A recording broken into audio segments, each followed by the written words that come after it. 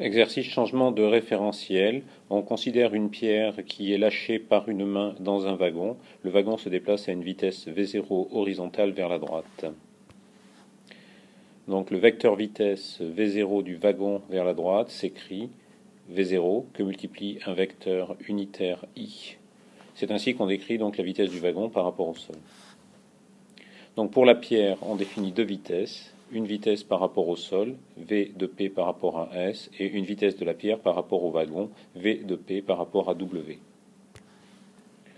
On applique la règle de composition des vitesses, qui permet d'écrire la vitesse de la pierre par rapport au sol, par rapport à la vitesse de la pierre par rapport au wagon.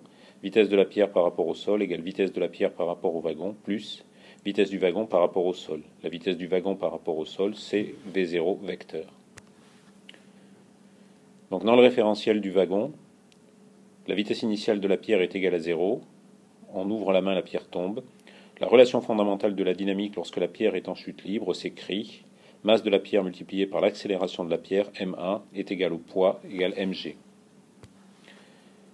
À partir de cette condition initiale et de la relation fondamentale de la dynamique, on peut exprimer en intégrant une fois la vitesse de la pierre par rapport au wagon, qui est égale à moins g, que multiplie le temps, que multiplie le vecteur j unitaire dirigé vers le haut.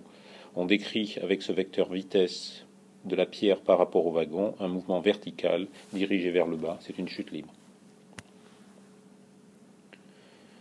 À la suite de ça, on peut intégrer une nouvelle fois à partir de l'expression de la vitesse et on obtient alors le vecteur OM.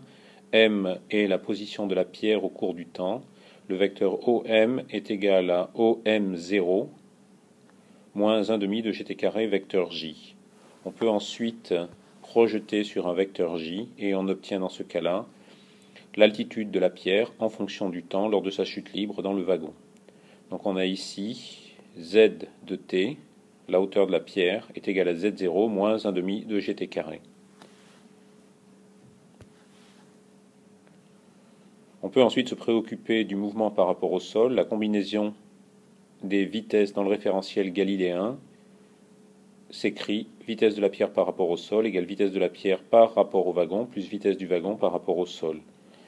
En utilisant les résultats des transparents précédents, on obtient immédiatement vitesse de la pierre par rapport au sol égale vitesse V0, vitesse horizontale du wagon, qui représente ce vecteur V0, moins GTJ, qui traduit la chute libre par rapport au wagon. J étant toujours le même vecteur unitaire dirigé vers le haut.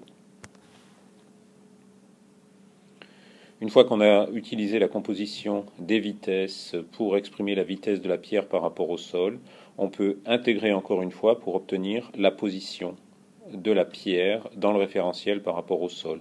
On utilise ici la vitesse de la pierre par rapport au sol en coordonnées cartésiennes, qui est donc dx sur dti plus dz sur dtj. L'intégration donc de dx sur dt par rapport au temps et de dz sur dt par rapport au temps conduit à l'expression du vecteur OSM. OS est un vecteur attaché au sol origine.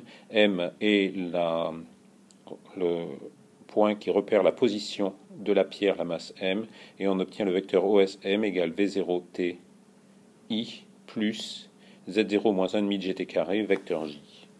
Une description complète dans le référentiel du sol de la position de la masse M. Maintenant, on illustre ce déplacement, tout d'abord en se mettant assis dans le wagon, on regarde tomber la pierre. Donc, déplacement de la pierre par rapport au wagon, référentiel en mouvement. On a bien une chute verticale avec la vitesse telle qu'elle a été décrite précédemment, vitesse de la pierre par rapport au wagon.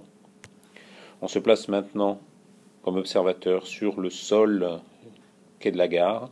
Et on observe maintenant une chute parabolique de la pierre. C'est donc une chute libre avec vitesse initiale V0 vers la droite.